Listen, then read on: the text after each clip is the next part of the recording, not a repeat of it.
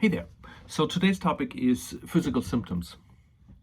In the section Christmas as the end of sacrifice, Jesus says, make this year different by making it all the same. That's in the text, chapter 15, section 9. Make this year different by making it all the same. What he means for us is for us to see everything as the same.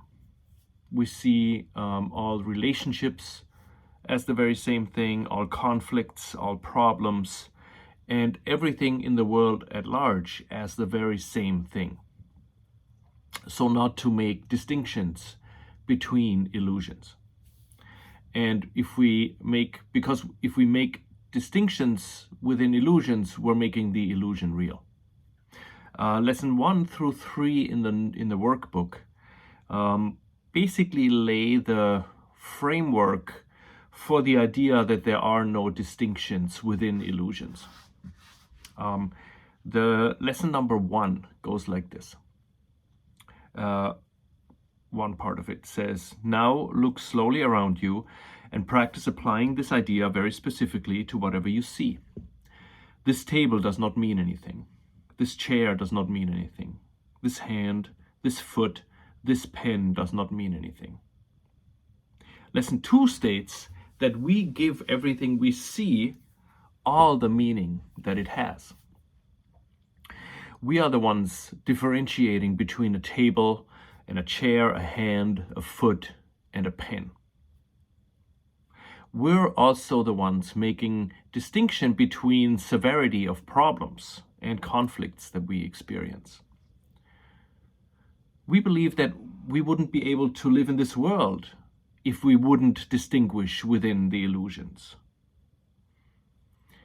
However, the Course teaches us to very slowly and very gradually move away from the ego's perspective that everything within the illusory world is different, to a broader perspective that the only true distinction lies between the ego thought system and the Holy Spirit's thought system. The ego tells us, the ego wants us to stay with the ego, so it gives us a million choices and a million distinctions between the illusions of the world. Whereas the real decision is always between the two thought systems.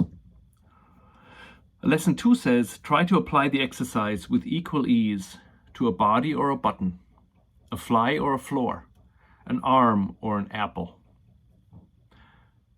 We should not be fooled by the cute alliterations. Those first lessons are as powerful and as meaningful as the rest of them. They seem very simplistic, but they are very, very sophisticated. They are the correction for the ego's goal to keep us busy with evaluating the illusions in the world, right? Making distinctions within the illusions and never go back to the real distinguishing, which is between the two thought systems. So how do we connect this to the topic of physical symptoms? So not only do we make distinctions between the different physical symptoms, we make a distinction between what's healthy and what's unhealthy or sick when it comes to the body. I thought for this segment it probably makes sense to talk about the symptoms in a larger context, with the basics of, or with the dynamics of guilt projection and perception in mind. So far in the previous segments, we have applied this, guilt projection and perception to the outside world. We were talking about, for example, if a driver cuts us off, we project our guilt onto the driver, and we perceive now the driver as the sinful person and us as innocent. We'll do exactly the same now, but we're gonna just apply that to the body. So for this to make sense, let's go back to the beginning and very briefly talk about how we actually arrived in this body with symptoms that are seemingly different from one another and from the rest of the conflicts and problems that we encounter. So in the beginning, in the eternal, timeless now, there's but one thought, and that thought is love. There's only oneness, with nothing outside this oneness, and nothing else within. This is heaven. This is life, and life is eternal, without change, without shade, and without nuances of any kind. There's only peace, and the Son of God rests, forever undisturbed. And then the tiny mad idea happened. Into eternity, where all is one, there crept a tiny mad idea at which the Son of God remembered not to laugh. In his forgetting, did the thought become a serious idea and possible of both accomplishment and real effects. That's in chapter 27, section 8. This tiny mad idea was so preposterous that one could only really smile at it and basically continue in peace. But one tiny fragment of the whole remembered not to laugh, as the text says. And so the ego was born. The Holy Spirit was the correction, but the fragmented Son of God, which means all of us as one, decided for one single instant to forget the Holy Spirit and listen to the ego. And the ego told us that the separation and individuality came with a price, and that price was sin. What follows now is guilt, and at our urging, because we can't stand this overwhelming guilt, the ego gives us a solution. The ego says, split off the guilt and the sin and project it outward so you can get rid of it. But as there wasn't anybody else other than God in the mind, we projected our sinful self onto God. And we projected our own murderous thoughts onto God. And now God became sinful, and we became innocent. As we're now afraid of God, the ego counsels us, in order to escape from God, we have to make the world and hide from God, while at the same time find a myriad of ways, of targets to attach our sin to. So we leave the mind, we fragment into billions and billions of pieces, and we're now in the world, in a body, as an individual being. Everyone around us being the guilty one, and us being innocent. We're in a state that is literally mindless, and therefore we associate mindlessness with safety. So mindlessness for us means we're safe from the wrath of God, who still is waiting for us in the mind. It's a very important point.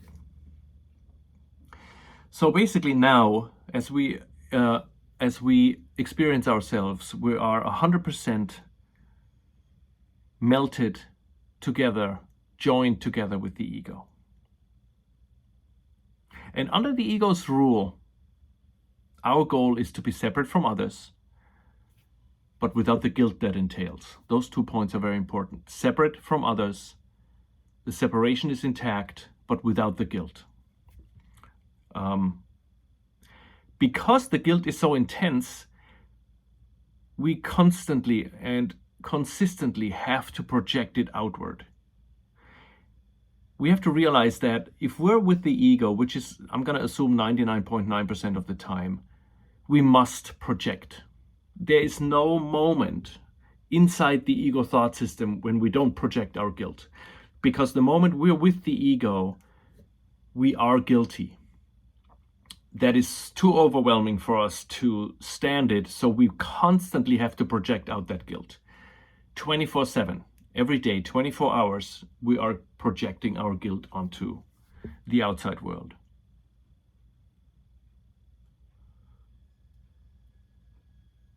So if we're honest, we have to admit that there's never a time in our life when we don't have a guilty one in it. Be that a political figure, corporation, a neighbor, a boss, family member, someone in the news, or the spouse. We cannot live without projecting guilt when we're with the ego. It's very important. We cannot do it. The moment we're with the ego, we're projecting guilt. And we want basically two things when we're with the ego. I reiterate again. First, we want to be separate from others and therefore from God. And second, we want to be innocent. That means we want to be free of the guilt that stems from our belief in sin. Those two are our goal: separation and innocence. So here's where the physical symptoms come in. The Course says that the body is the manifestation of the separation from God. It is a symbol of the separation. It is a defense mechanism and a limitation on love. It is part of the world, and therefore it is part of the screen onto which we project our guilt. The Course says the body is outside you, and but seems to surround you, shutting you off from others and keeping you apart from them and them from you. That's in the text, chapter 18, section 6. So we want to be separate and we want to get rid of the guilt. Those are our two basic goals when we're with the ego. So how can we reinforce the notion that we are separate from each other? And how can we do that on a consistent, on a constant basis? The answer is physical symptoms. So, speaking about myself,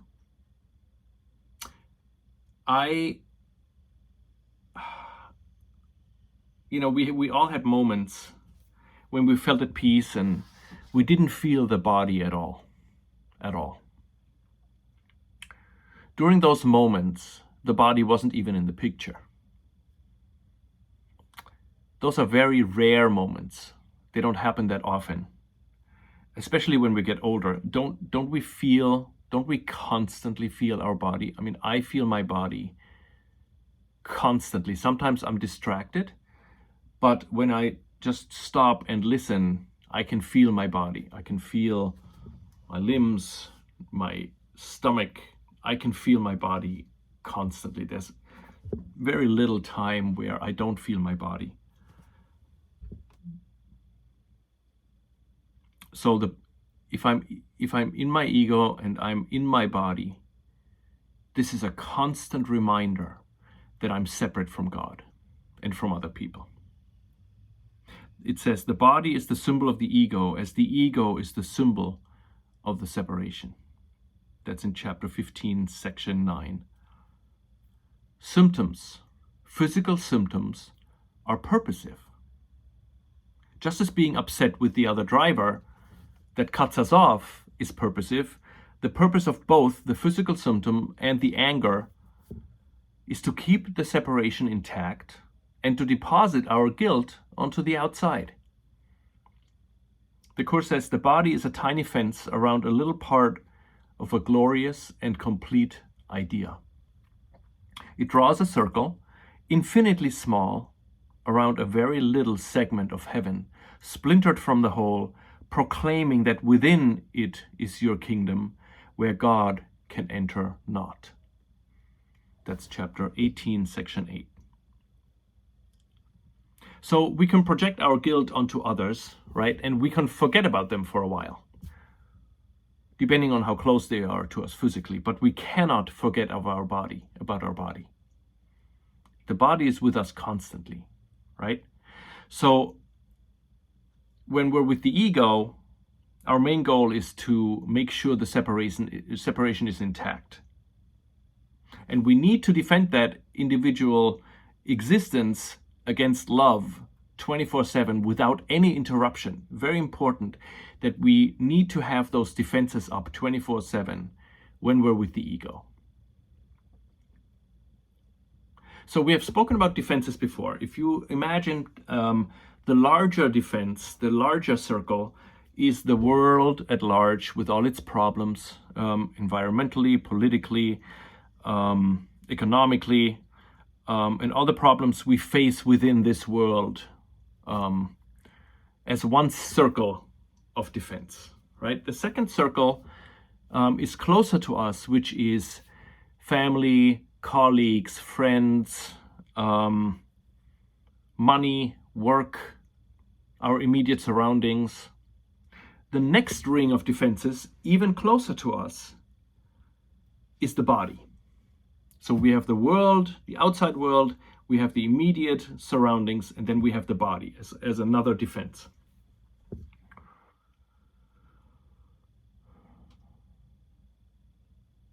The physical symptoms, if you look at it from the Course perspective, are a guarantee that we feel separated.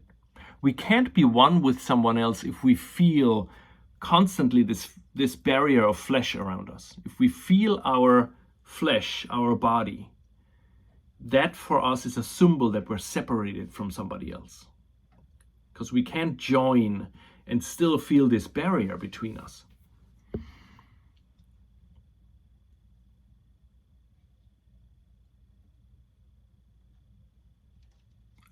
So here's where it gets tricky, because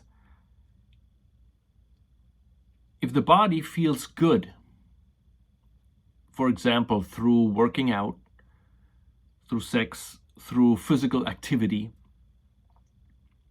we're in a special love relationship with the body. If the body feels bad through sickness and discomfort, we're in a special hate relationship with the body. Both are the same. Physical symptoms are no different from any other symptoms, except that they are usually experienced closer to us than those that don't involve the body. If we project the guilt onto the other driver in the parking lot, that is further away from us than our own body. We feel it more. It's more immediate. Some symptoms seem to be closer to us than others, but the bottom line is simply being in a body is a symptom of the separation. Breathing is a symptom of the separation. Eating is a symptom of the separation. And Jesus urges us to look at all those symptoms the very same way and don't make distinctions between illusions, and apply the solution, forgiveness, the very same way as well.